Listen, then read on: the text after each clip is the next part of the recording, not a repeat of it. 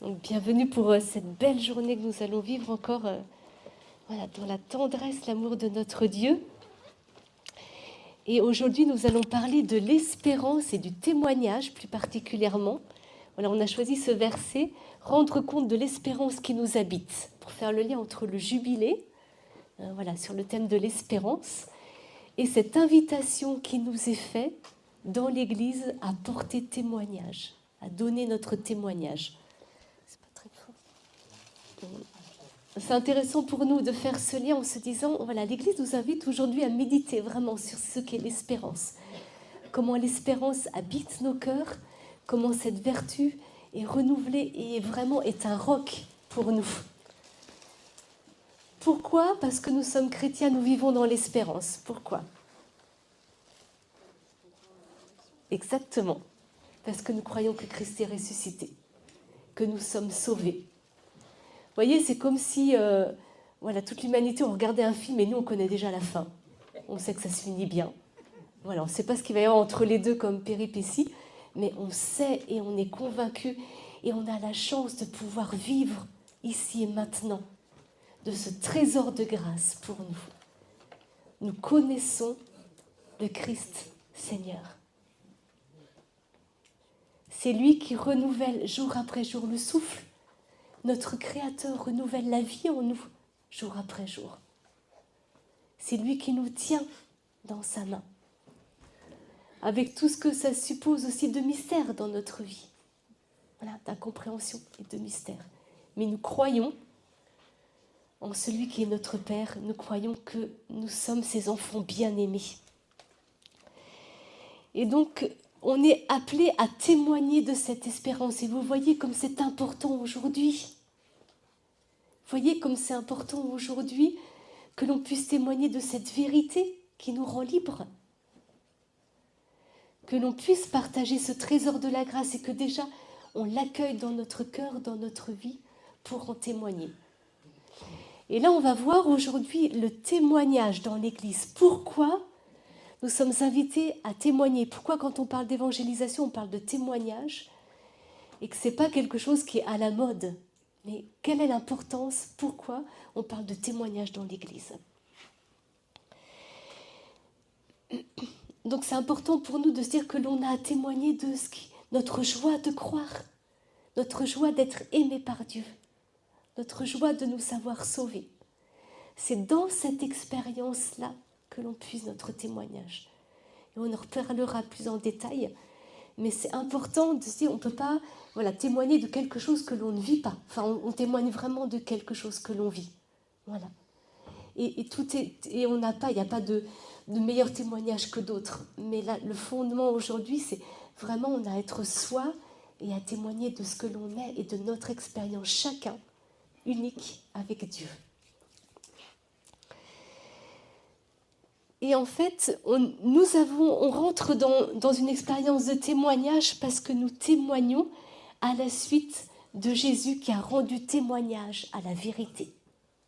Quand Jésus est venu dans le monde, c'est pour rendre témoignage à la vérité.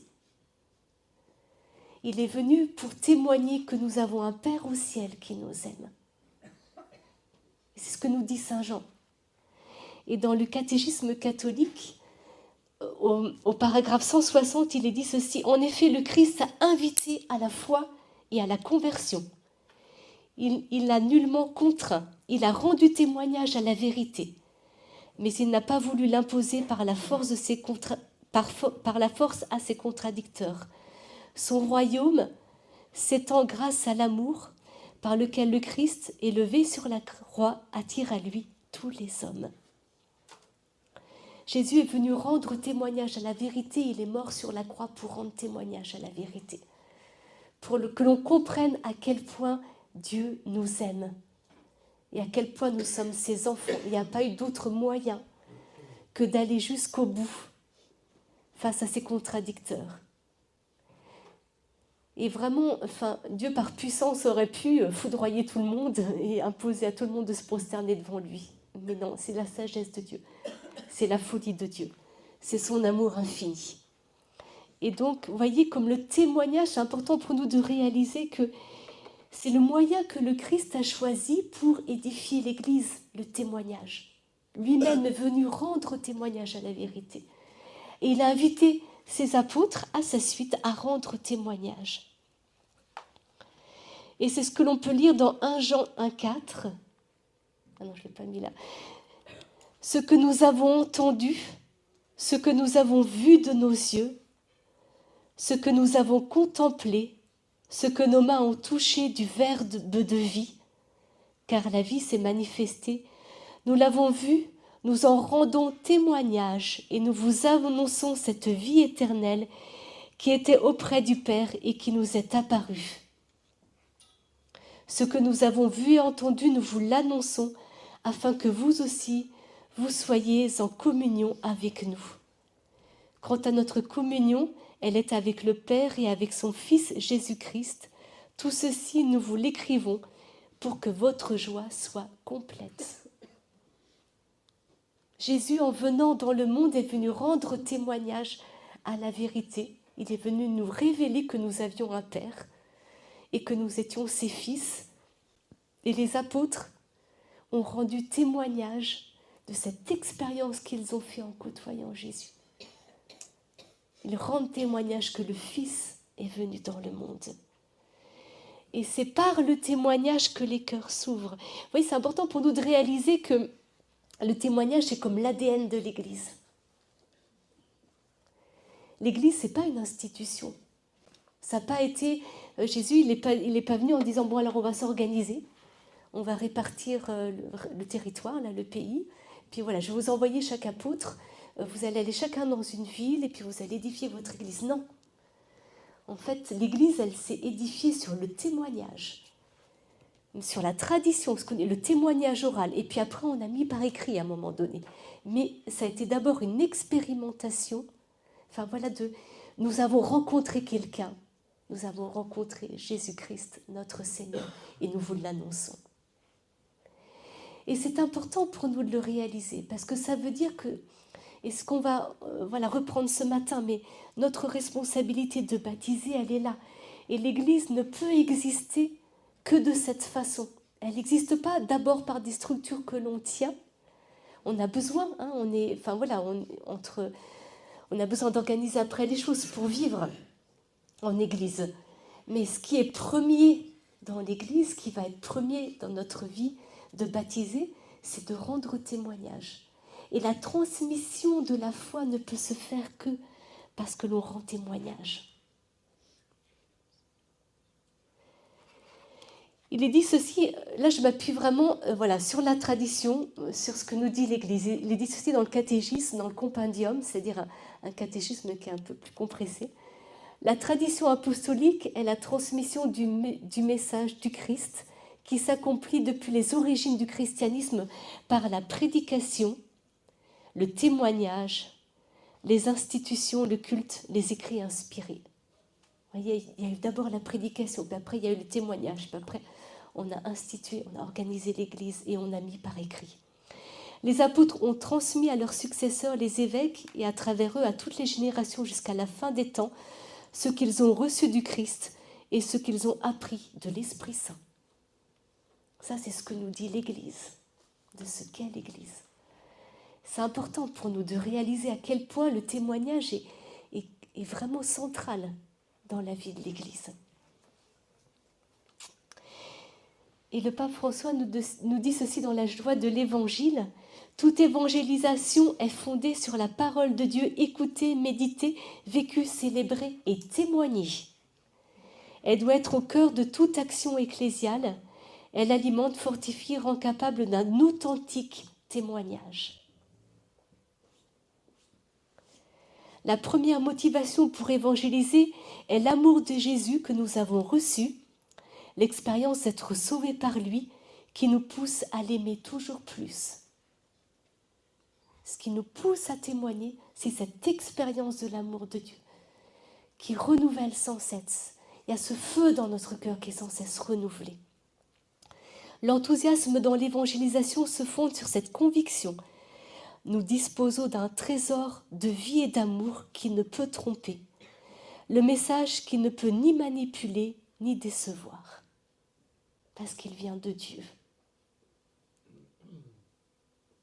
Quand on vit vraiment de cette intimité avec Dieu, cette intimité avec sa parole, avec les sacrements, et qu'on en témoigne, on sait que, voilà, on ne peut, vraiment sa parole, son message ne peut ni manipuler, ni décevoir. L'évangile ne déçoit pas. Donc il y a besoin vraiment de s'enraciner dans une expérience personnelle que Jésus est vivant et ressuscité pour moi aujourd'hui. Et c'est de cette expérience que je vais témoigner. C'est important de revenir au cœur. À partir du moment où je suis vraiment, vous voyez, ajustée dans ce témoignage, il y a quelque chose qui jaillit de mon cœur et je peux être moi-même dans le témoignage. Et je vais dire mon expérience. Mais si je cherche à intellectualiser, à témoigner d'une théorie ou de quelque chose que j'ai déjà entendu, ou à avoir l'impression que d'autres font bien, alors je reprends, c'est pas juste. Non, témoignez de vous, de ce qu'est Dieu pour vous, de votre expérience avec lui. Et ça va être ça le témoignage. Et c'est important pour nous de réaliser qu'il n'y a pas d'église sans témoignage. Aujourd'hui, nous sommes dans une société qui n'a plus ses racines catholiques et ses fondements. Nous sommes invités à porter témoignage dans le monde, à témoigner de cette joie, de ce trésor.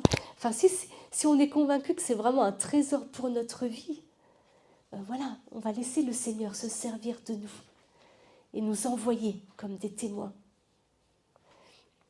Et c'est important parce que c'est par le témoignage que s'édifie l'Église.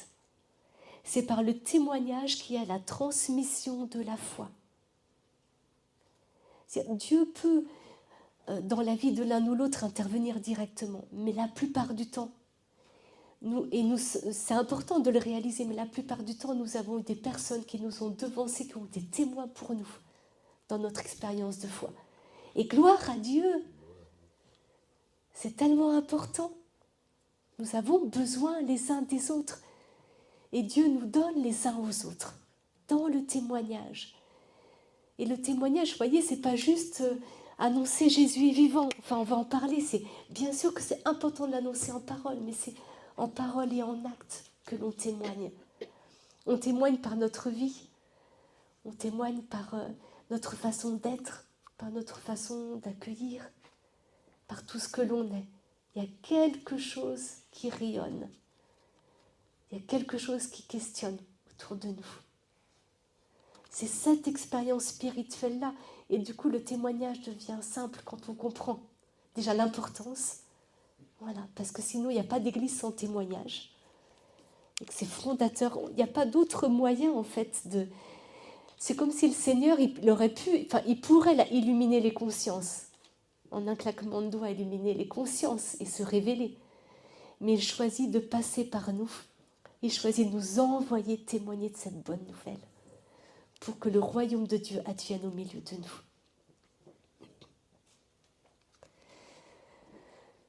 Il est dit ceci dans le fait que vraiment l'Église, il n'y a pas d'Église sans témoignage. Dans le catéchisme, au numéro 425, la transmission de la foi chrétienne, c'est d'abord l'annonce de Jésus-Christ pour conduire à la foi en lui.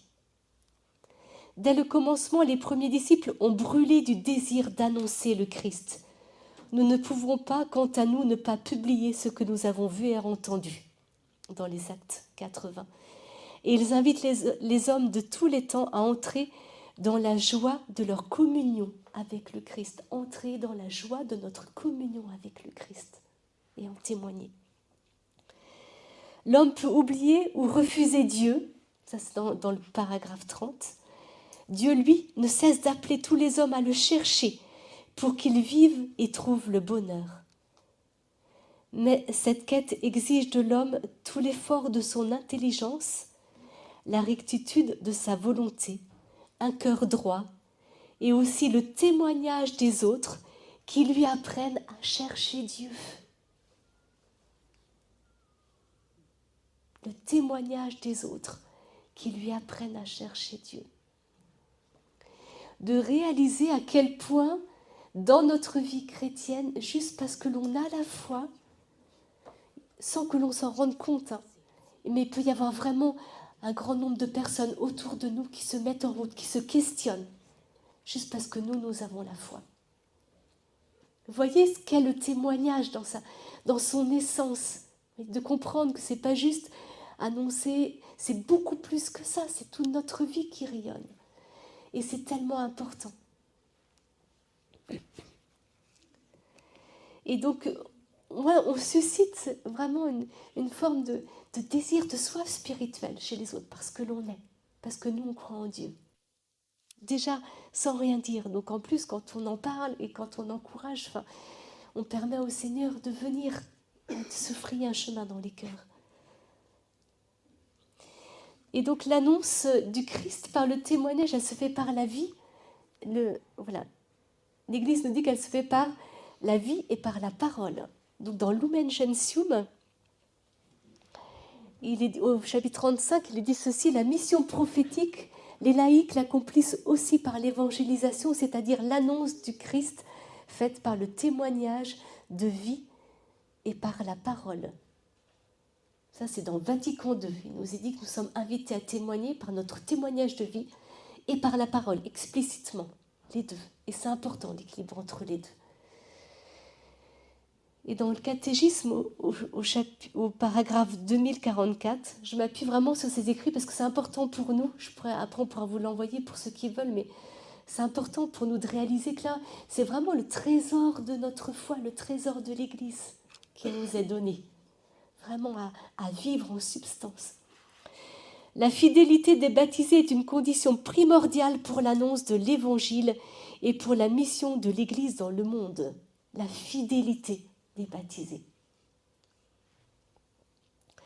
Pour manifester devant les hommes sa force de vérité de rayonnement, le message du salut doit être authentifié par le témoignage de vie des chrétiens. Le témoignage de la vie chrétienne et les œuvres accomplies dans un esprit surnaturel sont puissants pour attirer les hommes à la foi et à Dieu.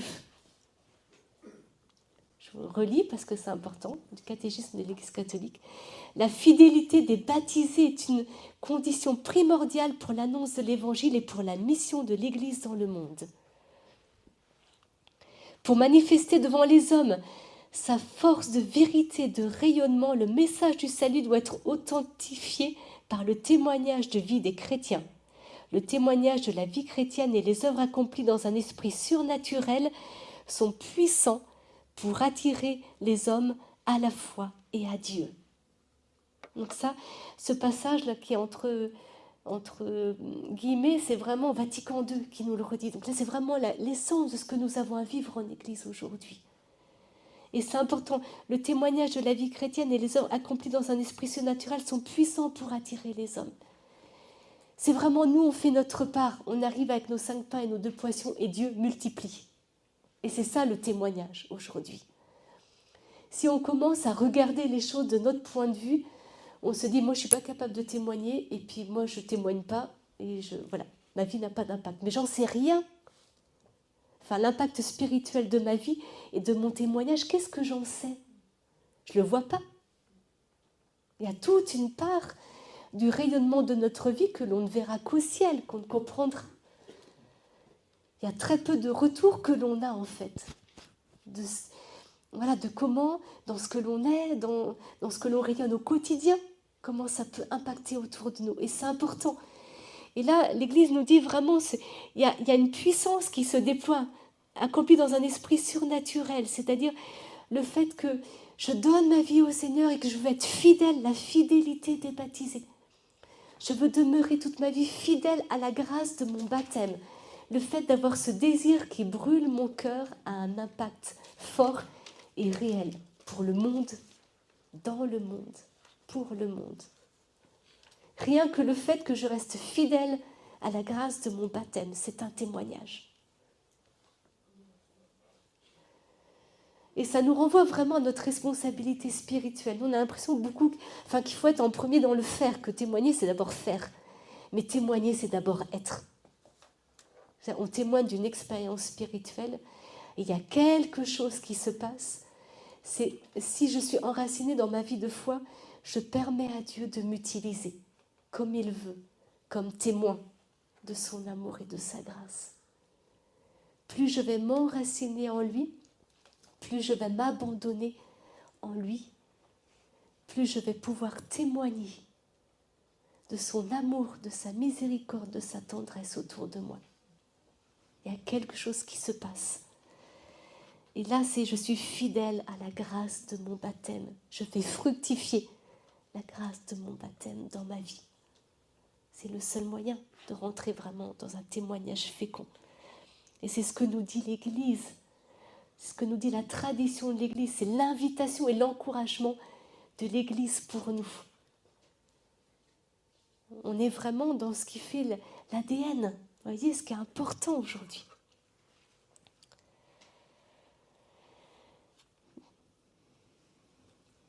Alors derrière, il nous faut comprendre que témoigner, ça veut dire aussi aller jusqu'au bout.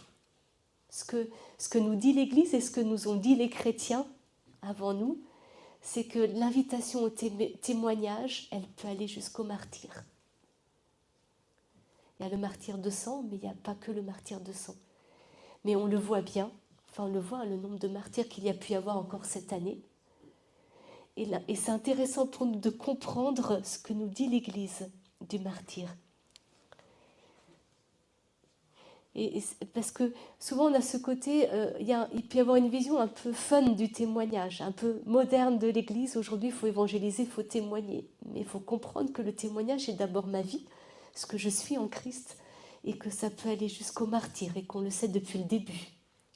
Christ est mort sur la croix, et nous suivons notre Maître. Le martyre, en réalité, est le témoignage le plus vrai de la vérité de l'existence. De la vérité de l'existence. Il sait qu'il a trouvé dans la rencontre avec Jésus-Christ la vérité sur sa vie.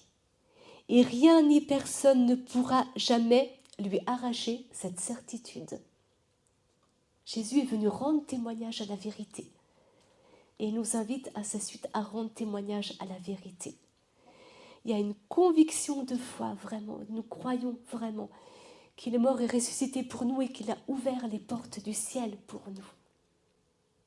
Que notre cité se trouve dans les cieux. Et c'est ce témoignage-là. Ni la souffrance, ni la mort violente ne pourront le faire revenir sur l'adhésion à la vérité qu'il a découverte dans la rencontre avec le Christ. Voilà pourquoi jusqu'à ce jour, le témoignage des martyrs fascine, suscite l'approbation, rencontre l'écoute et est suivi. C'est la raison pour laquelle on se fie à leurs paroles. On découvre en eux l'évidence d'un amour qui n'a pas besoin de longs arguments pour être convaincant, du moment qu'il parle à chacun de ce que, au plus profond de lui-même, il perçoit déjà comme vrai et qu'il recherche depuis longtemps. Il y a quelque chose d'authentique et de vrai dans ce témoignage. En somme, le martyr suscite en nous une profonde confiance parce qu'il dit ce que nous sentons déjà et qu'il rend évident ce que nous voudrions nous aussi trouver, la force d'exprimer. C'est une grâce qui est donnée, voilà. Et puis on vit vraiment ce renoncement à nous-mêmes, ce martyr, on le vit au quotidien. Mais c'est important de se rendre compte qu'il y a vraiment, parce que je choisis de témoigner, j'accepte. Parce que je choisis la vérité. Voilà, ça a un impact vrai. Il y a un vrai enjeu, un vrai combat spirituel à mener. Et qui peut aller, et que Jésus l'a vécu. On a vu cette tension au fur et à mesure de l'annonce de son message, jusqu'à ce qu'il soit cloué sur la croix. Et il y a cet enjeu-là aussi, que c'est normal, voilà, dans ce que l'on est, que l'on puisse déranger parce que l'on est dans le témoignage. C'est important de le réaliser. On est invité à témoigner et que c'est important parce que on ne peut pas se renier soi-même. Vous voyez ? C'est cette invitation de Dieu et qui peut aller jusque-là. Mais à être vrai, à être libre, à être vraiment libre dans notre cœur, dans notre vie. Parce que nous savons où est notre trésor.